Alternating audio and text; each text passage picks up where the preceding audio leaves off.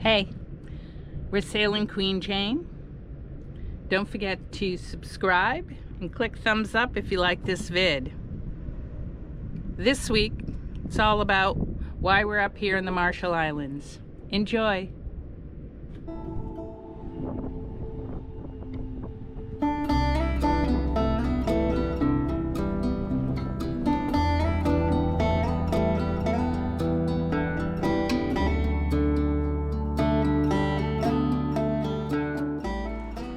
When you sail across the South Pacific, most people call it the milk run, right?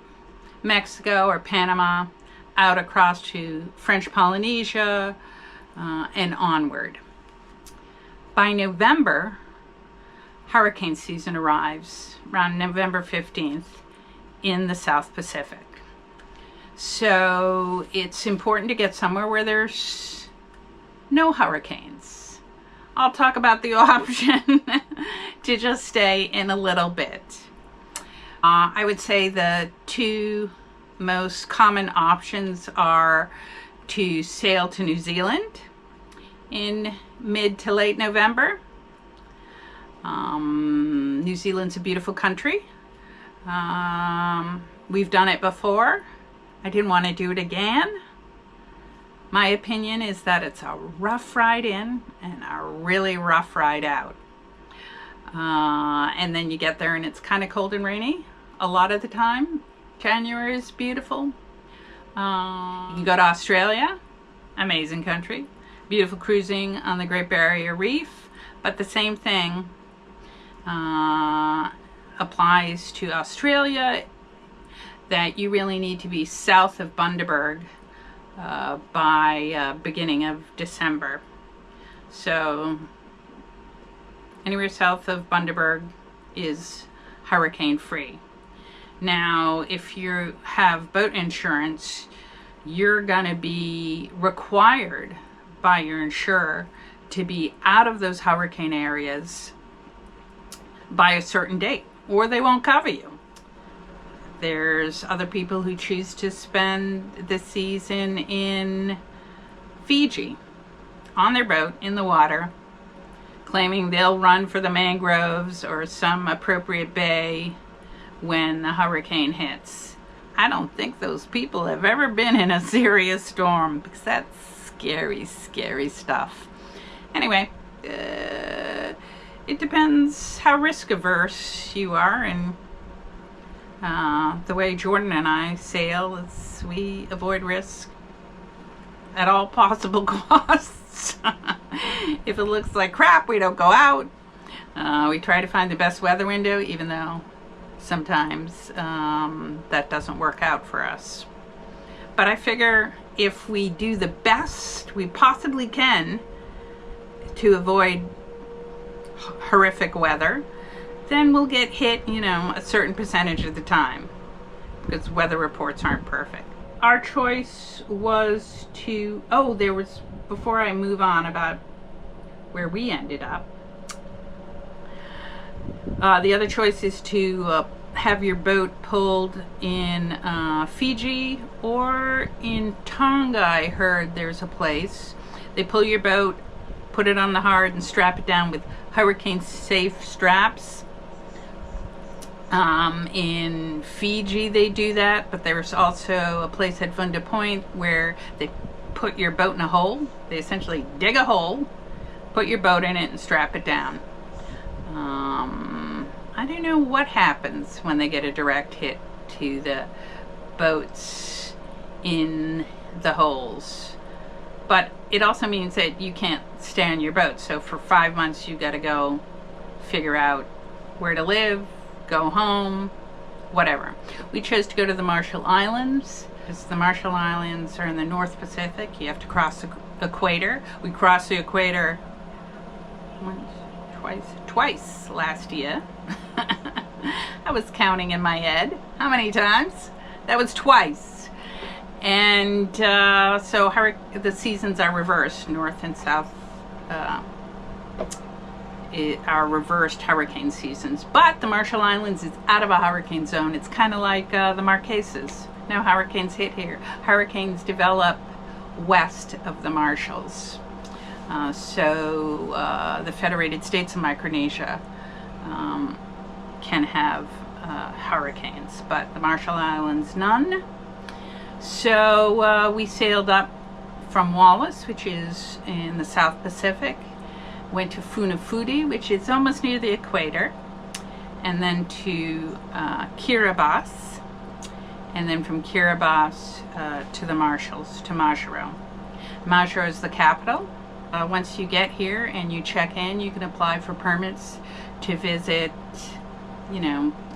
20 other beautiful atolls, very remote, very rarely visited, except for the 10 boats that come up here for hurricane season. So it's really special. Marshallese culture is very interesting, and the people are extremely welcoming. Other positive things, due to the compact agreement with the United States, as a U.S. citizen, you're not required to have a visa. You have to, when you arrive here, you have to check in, show your passport, etc. But you can stay as long as you want. They use the U.S. dollar. They have grocery stores filled with American products. And most importantly, they have a U.S. post office, or they have a Marshallese post office, but they are assigned a U.S. zip code. So we receive mail at domestic prices here, way out in the middle of nowhere. It's great. We order stuff off Amazon, West Marine, Defender, etc. for boat parts. We've had a lot of stuff shipped in. We had a list of projects. Had to replace our water heater. Had a water heater shipped in. No duty.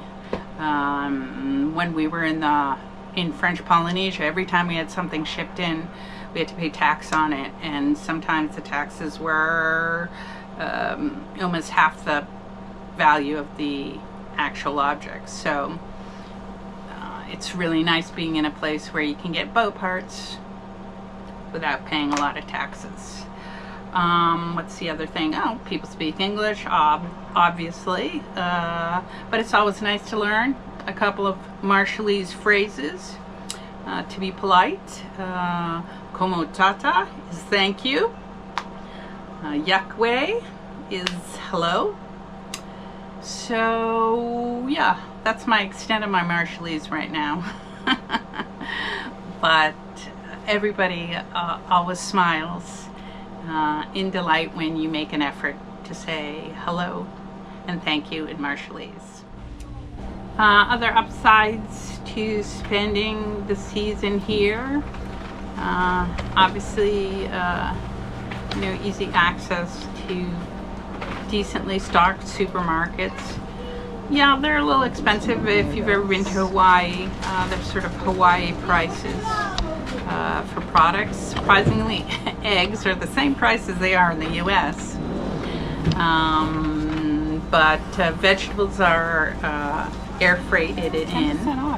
So you have a pretty decent selection of vegetables. Not obviously a country where the vegetables are grown, because nothing's really grown here. Some people have small gardens, but everything's shipped in. So that's really nice.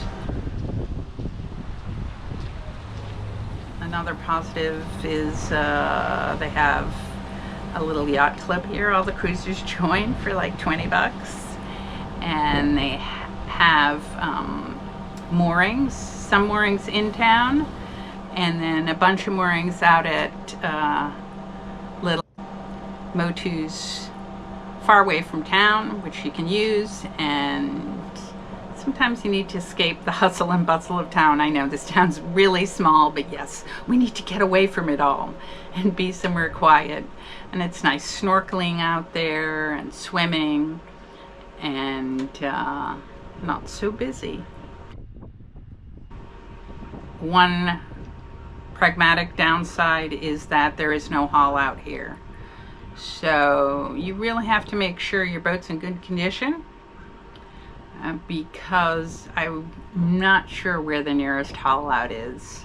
Maybe Guam, which is probably 2,000 miles away, or 2,000 miles back to Fiji.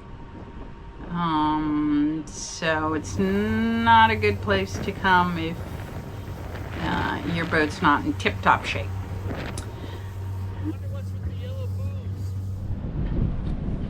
Well, we moved to a mooring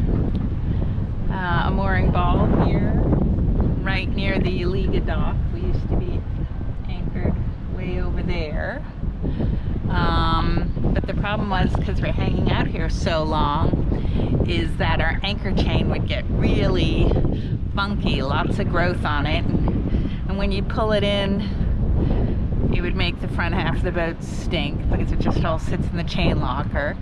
Yes, we would try to scrub it, but it's extremely difficult, and usually only get 50% of it.